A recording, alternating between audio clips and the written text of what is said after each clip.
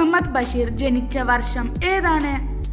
ഉത്തരം 1903 ബഷീറിന്റെ ജന്മസ്ഥലമായ വൈക്കം തലയോലപ്പറമ്പ് ഏത് ജില്ലയിലാണ്? ഉത്തരം കോട്ടയം.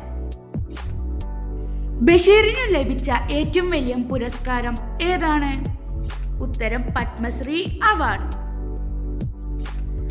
വൈക്കം മുഹമ്മദ് ബഷീറിന്റെ ആദ്യ കൃതി ഏതാണ്? ഉത്തരം പ്രേമലേഖനം.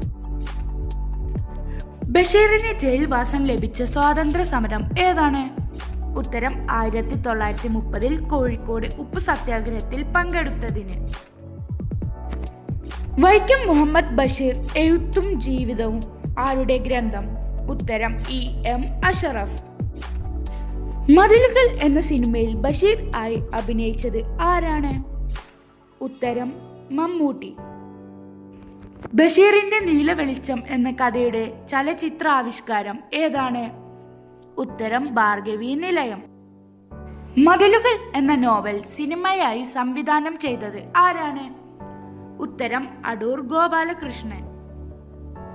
വൈക്കം മുഹമ്മദ് ബഷീർ പ്രസിദ്ധനായത് ഏത് പേരിൽ? ഉത്തരം ബേപ്പൂർ സുൽത്താൻ.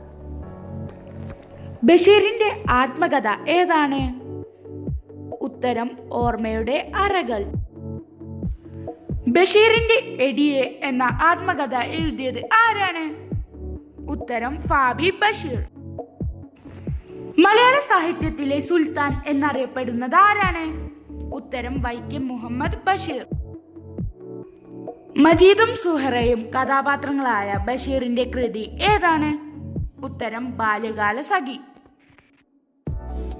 തന്റെ കുടുംബ വീട്ടിൽ കഴിയവേ ബഷീർ എഴുതിയ കുടുംബകഥ ഏതാണ്? ഉത്തരം പാത്തുമ്മയുടെ ആട്.